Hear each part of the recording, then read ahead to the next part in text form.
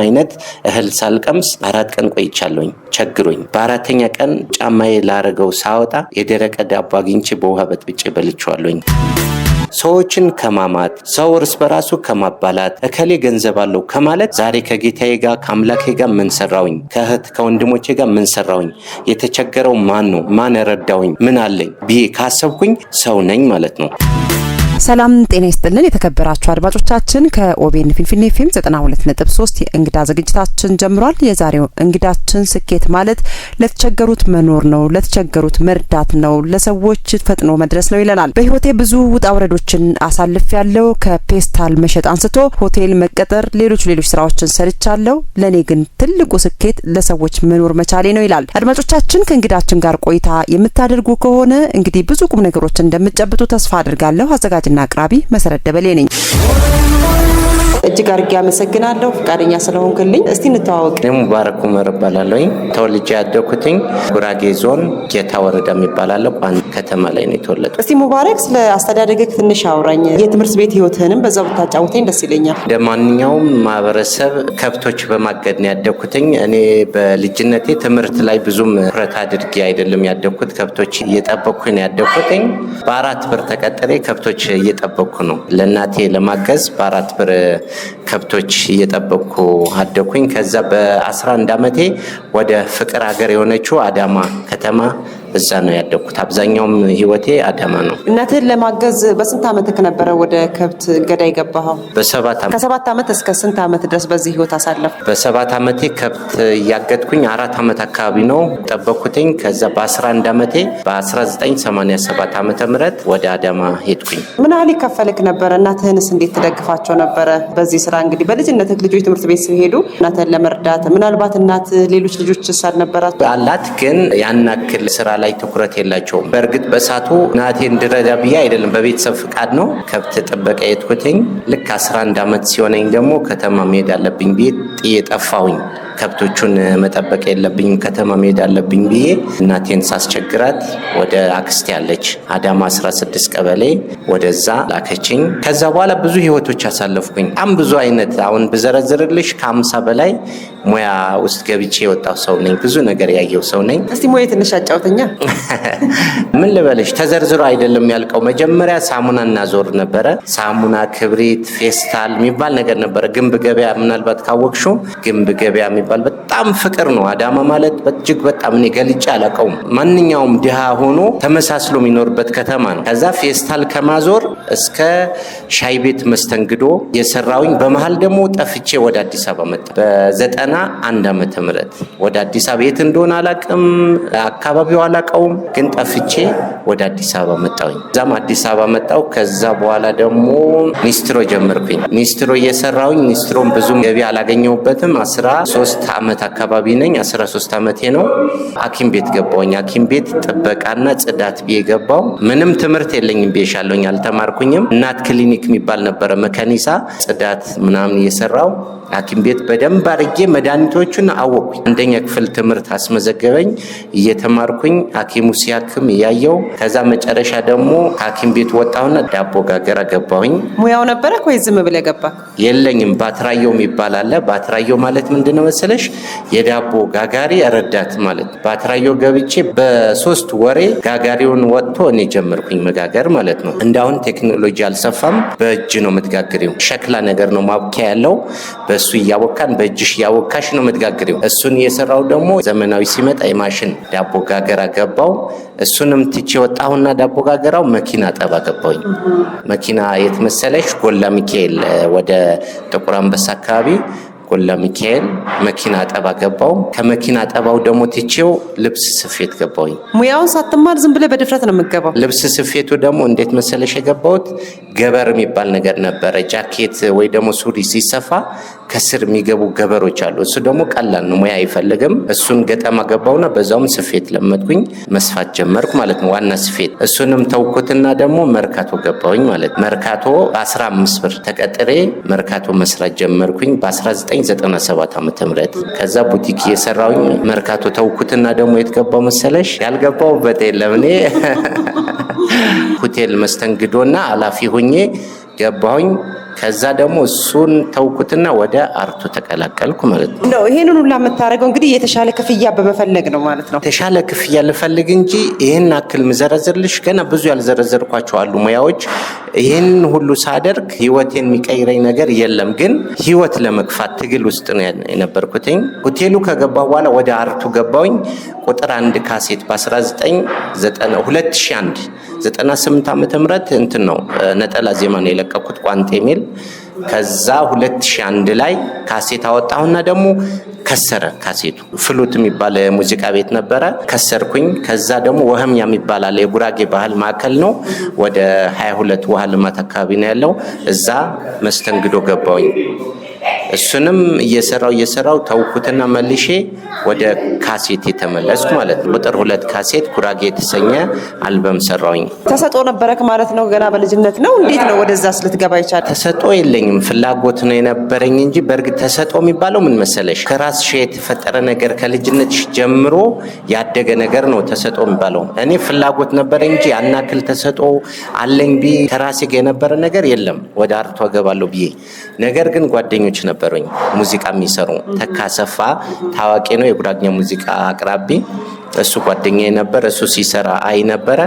ከዛ በቃ ፍላጎቱ ፍቅሩ አደረብኝ። በዛ ምክንያት ነው ወደ ካሴት ትኩረት እንዳረግ የገባሁት ማለት ነው። ያው ገንዘብ ያስፈልጋል፣ ከዛም ባሻገር ሰዎችን ማወቅ ያስፈልጋል እና እነዛ ነገሮች እንደው ምናልባት ፈታኝ አላደረጉብህም? ወደዛ ከመጣሽ ደግሞ በጣም ከባድ ነው። ምክንያቱም እንደነገርኩሽ ቁጥር 1 ካሴት ስሰራ ምንም አይነት ገንዘብ አልነበረኝም። ምንም አይነት የሆነ ክፍል ትከራይና ጓደኞችሽን ትጠሪያለሽ። ጓደኛ ትጠሪና ጭፈራ ፕሮግራም ይዘጋጅና ያለው ሳንቲም ጥሎልሽ ይወጣል። እንደዛ አድርጌ ነበር ያወጣሁትኝ።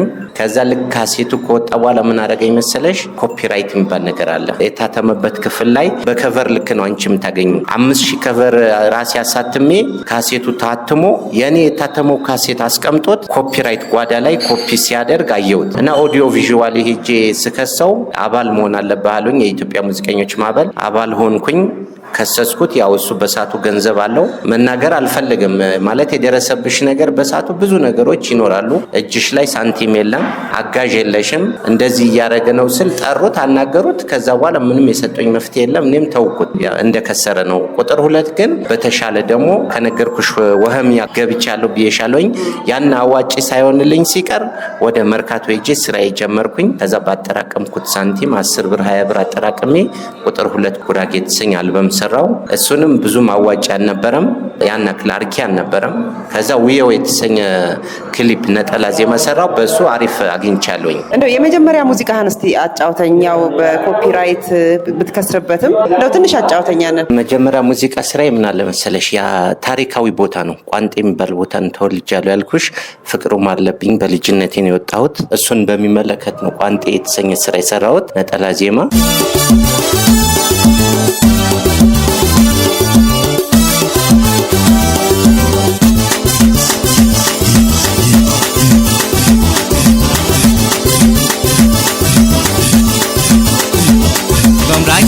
بسكر جفر زباندر بباندي عفا نكنت تاخردي عفا نكنت تاخردي ومراكيتا بسكر جفر زباندر بباندي عفا نكنت تاخردي عفا نكنت تاخردي ከዛ በኋላ ደግሞ ጋትጋት የተሰኘ ሙሉ አልበም ነው የሰራሁት። ጋትጋት ማለት በሌሊት መውጣት ልጅቷን ፈልጎ ለዛ ነው። ያፈቀራትን ልጅ ለጋብቻ ነው ወይስ ምን ለማለት ነው? ትንሽ ባህሉንም ንገረና። ጋትጋት ማለት ምን አለ መሰለሽ፣ ሰው ተኝቶ ሌሊት ላይ ልጅቷ ፍለጋ መውጣት። እሷ በእርግጥ ተኝታለች፣ ፍቅር ይዞታል እና እሷን ፍለጋ ነው ሌሊት የሚወጣው። እሷ ደግሞ ቤተሰቦቿ አገልጋይ ነች፣ ውሃ ትወርዳለች።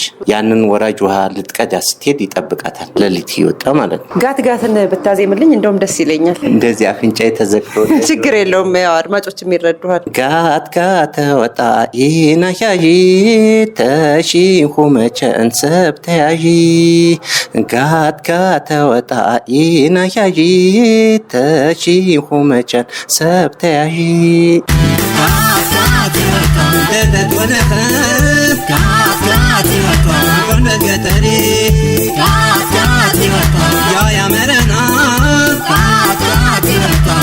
جفوري كاكا تيرا يا دونو مياج كاكا ወዘኪ ከዛሳ ያው ቁጥር 2 አወጣክ። በዚህ ሁላ ውስጥ ደግሞ ብዙ ችግሮች እንደነበሩ በተለይ ከገንዘብ ጋር ተያይዞ ሰው ከማጣት ጋር ተያይዞ ብዙ ፈተናዎችን እንዳለፍክ ነግረኸኛልና ያው አላማ ስለነበረክ ነው እንደዚህ ጸንተክ እዛ ላይ ትኩረት አድርገክ የሰራኸው ስራህን? ሙዚቃ አላማ ምናምን አይባልም። በእርግጥ ውስጡ ያለ ሰው ነው የሚያውቀው። ሙዚቃ ሰርተሽ ገንዘብ አገኛለሁ ማለት ዘበት በጣም ከባድ ነው። ነገር ግን ፍቅሩ ይኖርብሻል። ተበድረሽም ይሁን ንብረት ሽጠሽም መስራት ነው የምትፈልጊው ሙዚቃ። የሙዚቃ ፍቅር በጣም ከባድ ነው። አላማ ያለው ሰው ምን አለ መሰለሽ፣ ለምሳሌ ይሄ ካሴት ሰርቼ ይሄን ብር አግኝቼ እንደዚህ ነገር አረጋለሁ እስቲ አላማ ነው የሚሆነው። ይሄ ካሴት ሰርተሽ ገና ሌላ ዕዳ ሊመጣብሽ ይችላል። ምክንያቱም የስቱዲዮ የምትከፊው ስራ አለ፣ የግጥም ዜማ አለ። በእርግጥ ግጥም ዜማ ራሴ ነኝ የምሰራው። ያንን ሰርተሽ የምታገኙ ገንዘብ የለም፣ አይገኝም። ምንም አይነት ገንዘብ የለም። ፍቅሩ ነው በቃ እንድትሰሪ የሚያስገድደሽ። የሙዚቃ ፍቅር እንጂ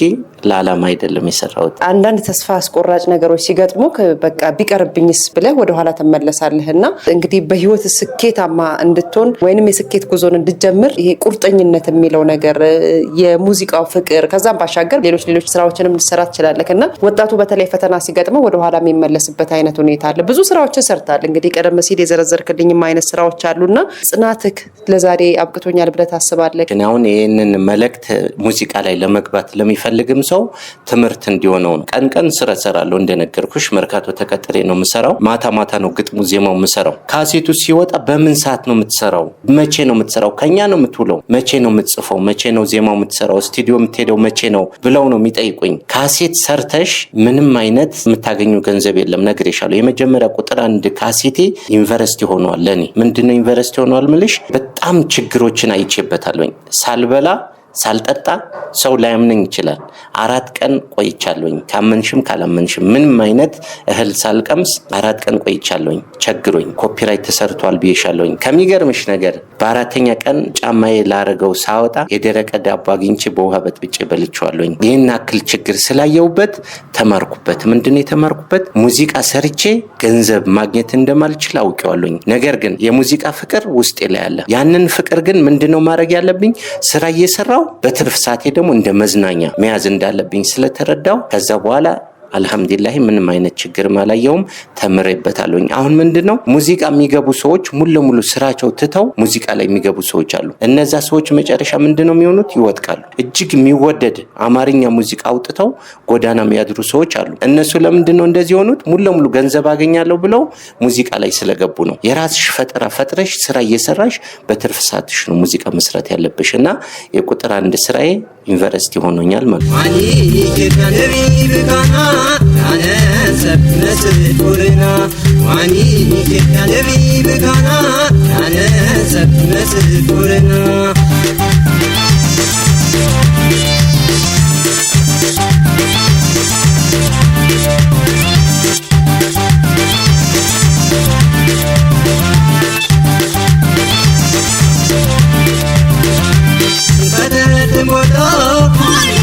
አሁን ቁጥር ስንት ላይ ደርሰሃል? እንግዲህ ምን ያህል ሙዚቃዎችን መስራት ትችላለህ? አሁን ቁጥር 2 ብዬሻለሁኝ። እንደገና ነጠላ ዜማዎች አሉ። በአጠቃላይ በሲንግል ስትቆጥራቸው ወደ 28 29 አካባቢ ትራክ ነው ያለኝ። በቅርብ ጊዜ አሁን ወደ 6 ወር 7 ወር ውየው የተሰኘ ክሊፕ ሰርቻለሁኝ። አልহামዱሊላህ በጣም ተወደዋል። በጣም ጥሩ ነው። አንድ እርምጃ ወደፊት የሄደበት ነው። ብዙ ብር ወጥቶበታል። ያ ሁሉ ብር አውጥቼ 10 ብር አላገኘውም። 140 ሺህ አካባቢ ነው ወጪ ያወጣሁት፣ ግን 10 ብር አላገኘውም። ሆፕ ኢንተርቴይንመንት ላይ ነው የተለቀቀው። ምንም አይነት ገንዘብ አላገኘውም። ለዚህ አሁን ምንድነው ስራ እየሰራሁ ነው። ይሄ ግን እንደ መዝናኛ ነው። በፈለኩ ሰዓት የሆነ ሰዓት ተነስቼ ነው እንጂ የምሰራው በዚህ ሰዓት ይሄን ካሴት እሰራለሁ፣ በዚህ ሰዓት እንደ ነጠላ ዜማ እሰራለሁ ብዬ ማስበው ነገር የለም አሁን ለጊዜው። ነገር ግን ሙዚቃው አለ፣ ያው ፍቅሩም ይኖራል። ምን እንደሚሆን እስቲ አብረን እናየዋለን።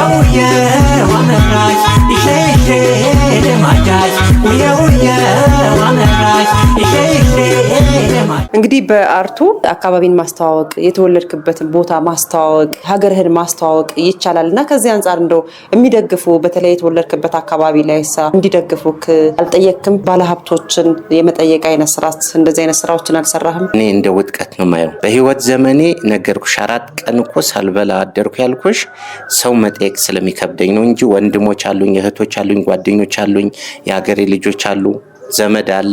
ሰው መጠየቅ ከባድ ነው። ምናልባት ህመም ሲይዝሽ ከአቅምሽ በላይ የሆነ ነገር ሲገጥምሽ እንጂ የሰው ፊት መቆም ከባድ ነው። እንደውም እኔ አሁን ከሙዚቃው ይልቅ ምን ላይ እየተሳተፍኩ ነው መሰለሽ? በጎ አድራጎት ላይ። ለምን አሁን እኔ ቸግሮኛል እንደዚህ እርዱኝ ብል ወጣት ነኝ ገና ብዙ ነገር መስራት እችላለሁኝ። ሰውስ ምን ይልሻል? ነገ ደግሞ ዛሬ ከሰው መቀበል ከጀመርኩኝ ነገ ደግሞ መውደቅ የማይቀር ነው። ለምን በሰው ነው ድጋፍ ሆኜ የምንኖረው። ስለዚህ ስፖንሰርም ምንም የጠየቁት ነገር የለም። አሁን እኔ ትኩረቴ የተቸገሩ ሰዎች ወደ በጎ ስራ በቲክቶክ እየሰራሁ ነው። እንደዛ ነገር ማለት የበጎ አድራጎት ስራም እየሰራክ ትገኛለህ ማለት ነው? ጎን ለጎን ወደዛ ነው አሁን ብዙ ፎከስ ያደረኩት ወደዛ ነው። ሶሻል ሚዲያ ለጥሩ ነገር ካዋልሹ ጥሩ ነገር ነው የሚያመጣው። ለጥሩ ነገር ደግሞ ካላዋልሹ ለመጥፎ ነገር ካዋልሹ መጥፎ ነገር ነው ይዞ የሚመጣው። እኔ ደግሞ ሶሻል ሚዲያ ቲክቶክ ብዙ ተከታይ ያለኝ አሪፍ ነው። ወደ 50,000 ደርሻለሁኝ። በቅርብ ነው የጀመርኩት። ወደ 11 ቤቶች ተቃጥለው ወደ ጉራጌ ዞን ላይ ወደ 100 ምናምን ሺህ ብር ሰብስቤ አስረክቤያለሁኝ። አባት የሞተባቸው ታሞ ሐኪም ቤት አንድ እህታችን የማፀን ካንሰር ይዟት ሐኪም ቤት መታከም መዳን ትችያለሽ ተብዬ ብር ሰብስቤላት ድና ወጥታለች አልሐምዱሊላህ። እንዲሁም ደግሞ አንድ ምስኪን ወንድማችን ነበረ ቤት መግቢያ አጥቶ እሱንም ሰብስበን ሰጥተናል። ቤት ተሰርቶለታል።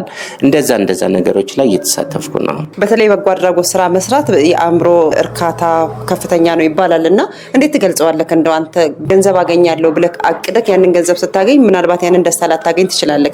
ግን የበጎ አድራጎት ስራ ሰርተህ ለምሳሌ አሁን የማፀን ካንሰር የታመመችዋ ሴት በቃ ድኛለሁ ብላ እሷ ላይ ደስታ ስታነብ የሚሰጥህ እርካታ ከፍተኛ ነው ይባላልና እንዴት ትገልጸዋለህ? አንድ የምወደው አባባል አለኝ የራሴ። መጀመሪያ ሰው ሁን፣ ከዛ ሰው ከሆንክ በኋላ ነው ሰውን መርዳት የሚቻለው። ሰው መሆን የሚቻል እንዴት ነው? ሰዎችን ከማማት፣ ሰው እርስ በራሱ ከማባላት፣ ስለ ሰው ከማየት፣ እከሌ ይሰራል ከማለት፣ እከሌ ገንዘብ አለው ከማለት እኔ ሰው ሁኜ ምን አለኝ? ምን ሰርቻለሁኝ? ዛሬ ከጌታዬ ጋር ከአምላኬ ጋር ምን ሰራውኝ? ከእህት ከወንድሞቼ ጋር ምን ሰራውኝ?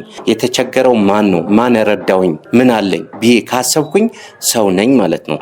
ሂሳብ ከሰራውኝ ከዛ በኋላ ደግሞ ንጹህ እንቅልፍ የምተኘው የተቸገረ ሰው ስትረጂ ነው። ውስጥሽን እርካታ የሚያገኘው ጥሩ ስታስቢ ነው። ሰው ተርቦ እያለቀሰ ሰው ታሞ ሆስፒታል ተኝቶ እኔ ጮማ በበላ ምን ያደርግልኛል? ዛሬ ምበላው ምሳዬ ዳቦና ሻይ በልቼ ላቺ ለተቸገረችው 500 ብር ወይ 300 ብር ብሰጣት የሆነ መድኃኒት ይገዛላታል።